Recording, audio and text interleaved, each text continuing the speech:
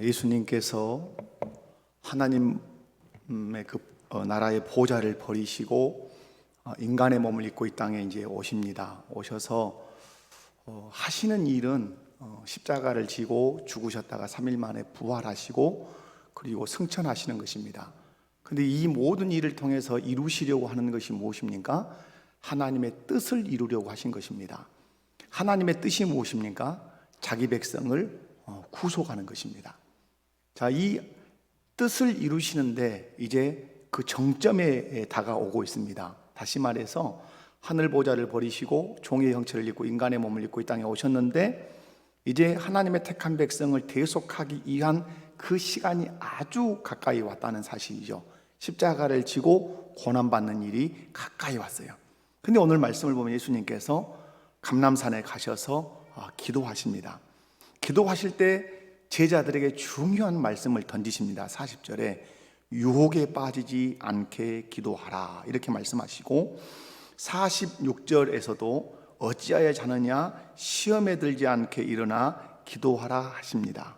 자, 이것은 이 유혹, 이 시험은 제자들에게만 해당되는 것인가 하는 질문을 먼저 던지셔야 합니다. 이 유혹과 시험은 제자들에게만 해당되는 것이 아니라 예수님 자신에게도 해당되시는 말씀이라고 하는 사실을 염두에 두실 필요가 있습니다. 하나님의 그 큰 뜻을 이루려고 지금 예수님께서 전진해 가고 계십니다. 한 걸음 한 걸음 십자가를 향해서 다가가고 계시는데 예수님이 알고 계시는 것입니다. 보고 계시는 것입니다. 예수님 자신 앞으로 다가오는 무엇이 있다? 유혹이 있다. 시험이 있다는 것을 알고 계시죠.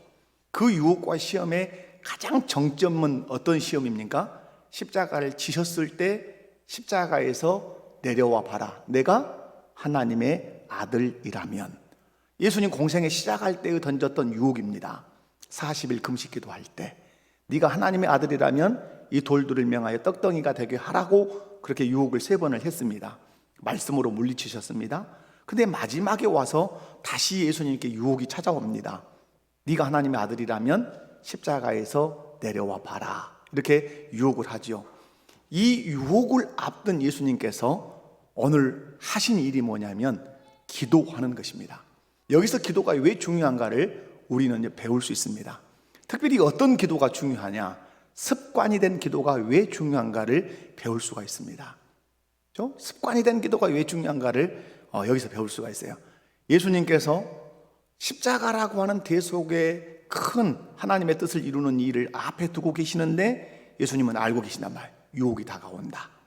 이 유혹을 물리칠 수 있는 유일한 길은 기도하는 것이다. 근데 예수님은 그 기도가 무엇이 되어 있다? 습관이 되어 있단 말이에요. 여러분, 기도가 습관이 되는 우리 남전도 회원들이 되시기 바랍니다.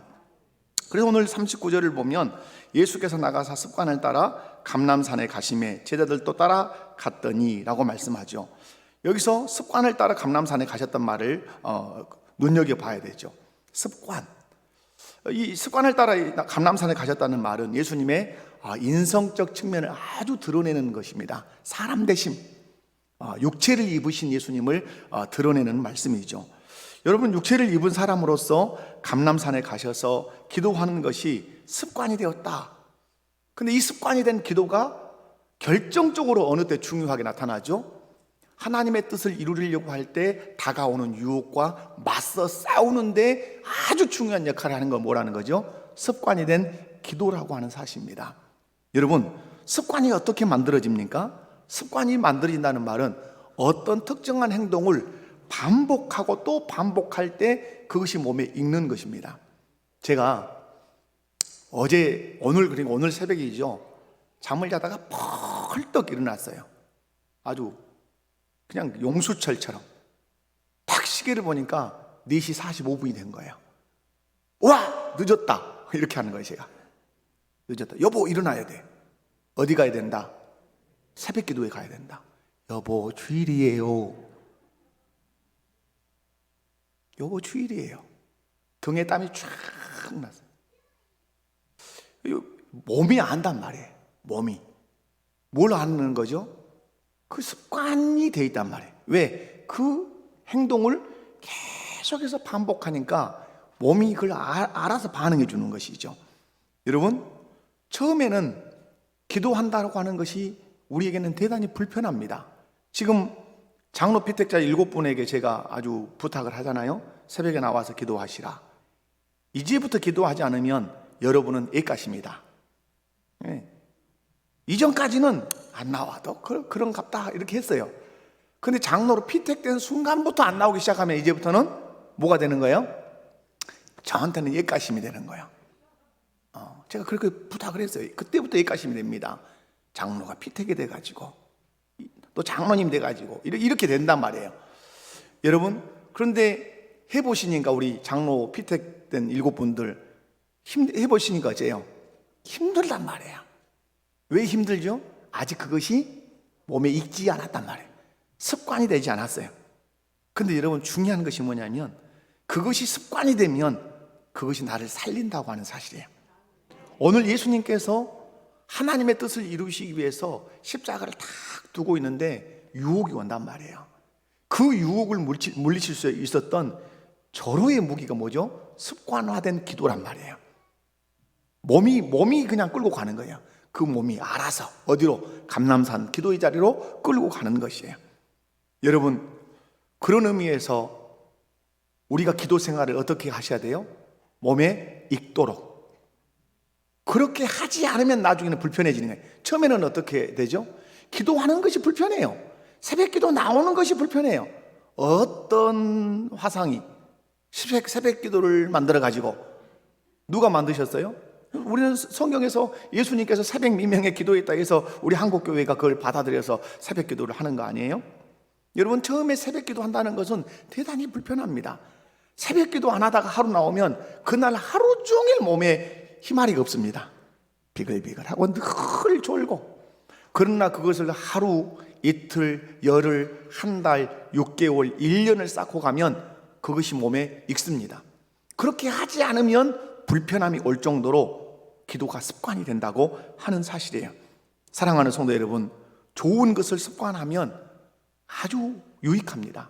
오늘 예수님 십자가라고 하는 하나님의 그 대속의 뜻을 이룰 때 예수님을 넘어뜨리려고 하는 유혹이 온단 말이에요. 그때 무기로 등장하는 게 뭐죠? 습관된 기도. 감람산에 올라가서 기도하죠. 오늘 기도할 때 예수님이 어떻게 기도하십니까? 하나님의 뜻을 구하며 기도하고 땀방울이 핏방울 내는 것 같이 기도합니다. 결국 예수님이 이 유혹을 기도하심으로 물리치십니다. 그리고 하나님의 뜻을 이루십니다.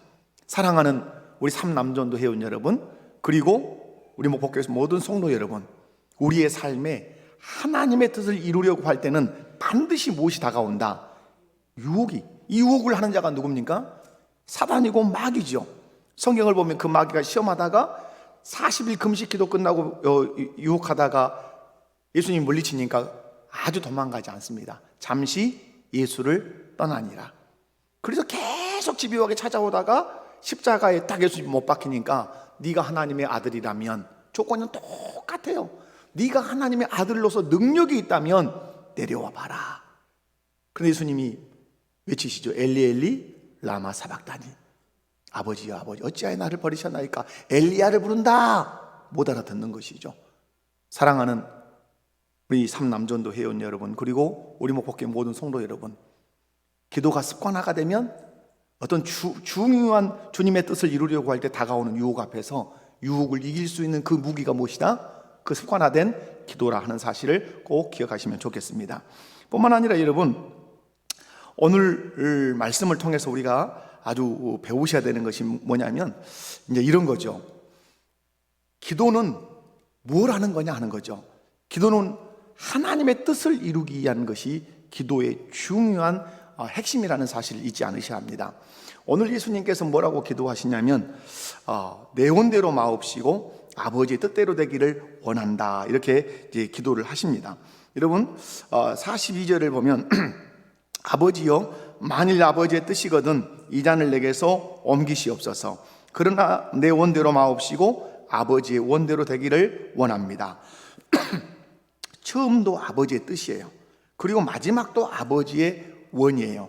여기서 여러분 기도가 무엇인가를 우리는 좀 배울 필요가 있어요.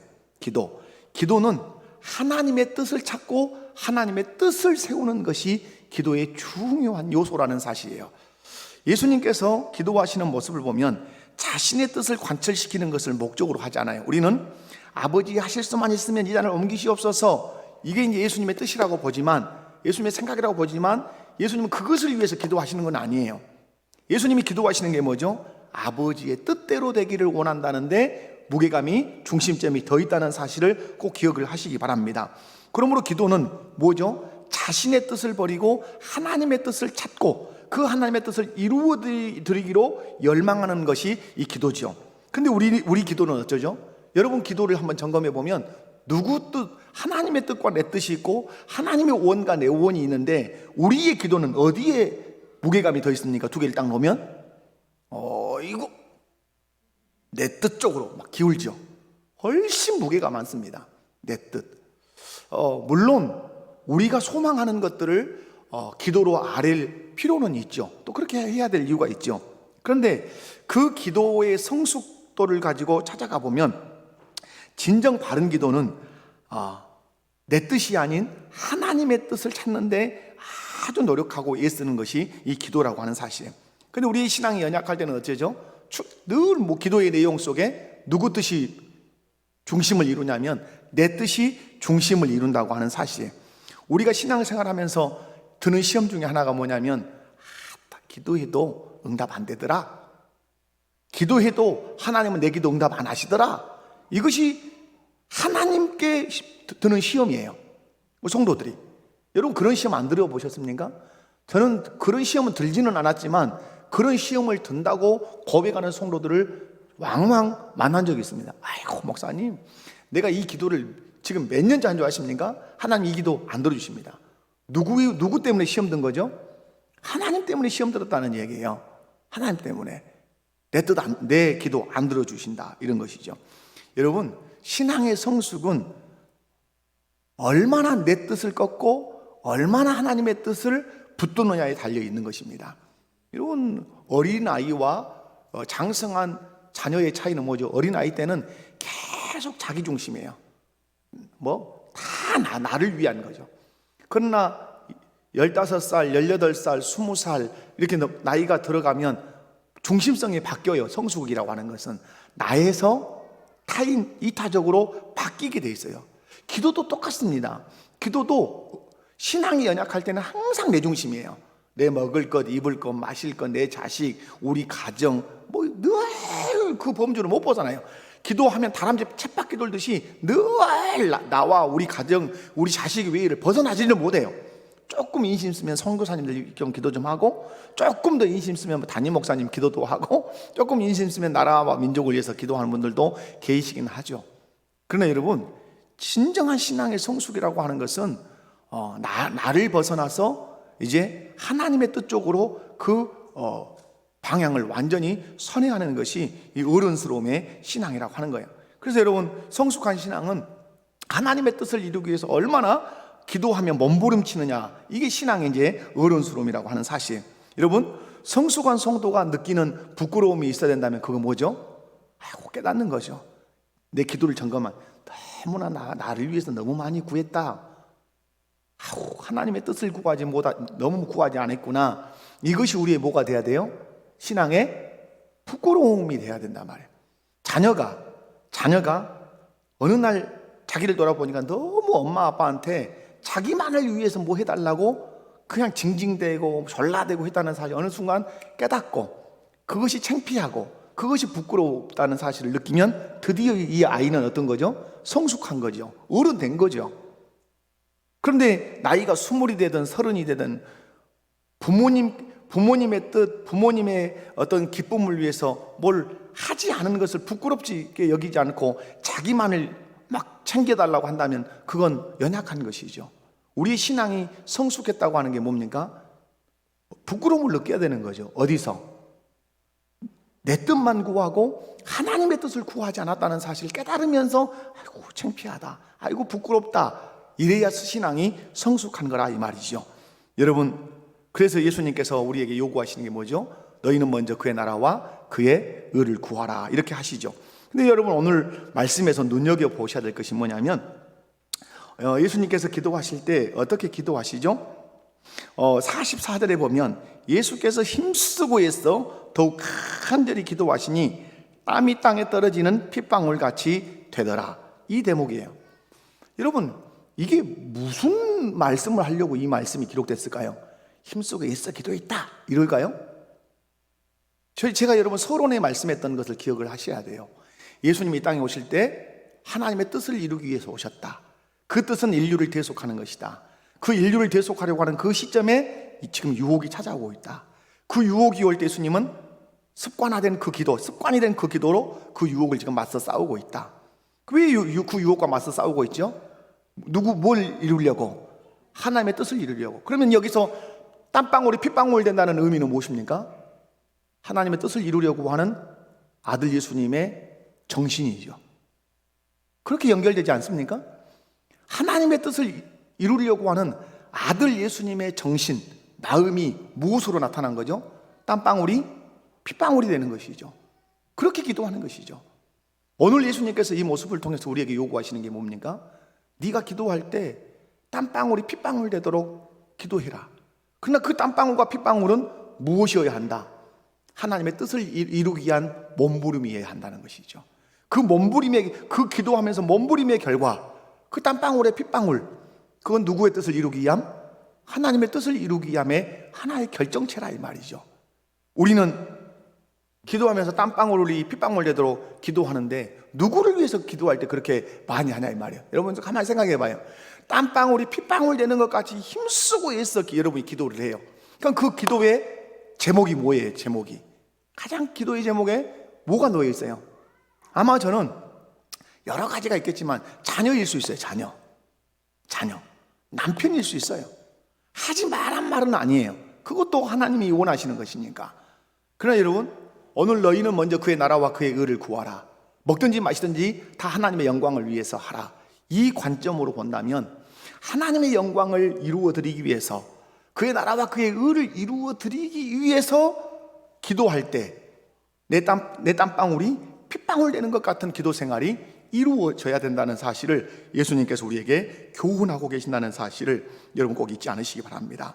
내 뜻을 이루기 위해서 땀방울이 핏방울 되는 것이 아니라 하나님의 뜻을 이루기 위해서 땀방울이 핏방울 되는 것 같은 기도 생활, 이것이 하나님께서 원하시는 것이고 예수님께서 우리에게 보여주신 것이죠. 그런데 오늘 예수님께서 또 기도하실 때 어떻게 기도를 하십니까? 오늘 예수님께서 기도하실 때 41절을 보면 그들을 떠나 돌 던질 만큼 가서 어떻게 하시죠? 무릎을 꿇으셨습니다. 이 무릎 꿇음이라고 하는 것은 기도에서 대단히 중요한, 기도 자체가 무엇입니까? 기도 자체가 무릎 꿇음입니다. 우리가 기도할 때 무릎을 꿇는 것은, 기도는 곧 무릎 꿇음이요 무릎 꿇음은 곧 기도인 것이에요. 여러분, 예수님은 하나님이십니다. 동등되세요. 빌립보서 말씀에 의하면 하나님 아버지와 동등돼요. 그 영광과 권능이 조금도 차등이 없어요. 그런데 인간의 몸을 입으신 예수님은 무릎을 꿇었단 말이에요. 이 무릎은 누구 앞에 꿇은 무릎입니까? 하나님 아버지 앞에 꿇은 무릎이에요. 무릎을 다 꿇은 거예요. 복종이죠, 복종. 당신의 뜻에 내가 복종하겠습니다. 그러면 예수님은 이 기도의 내용을 보면 그렇습니다.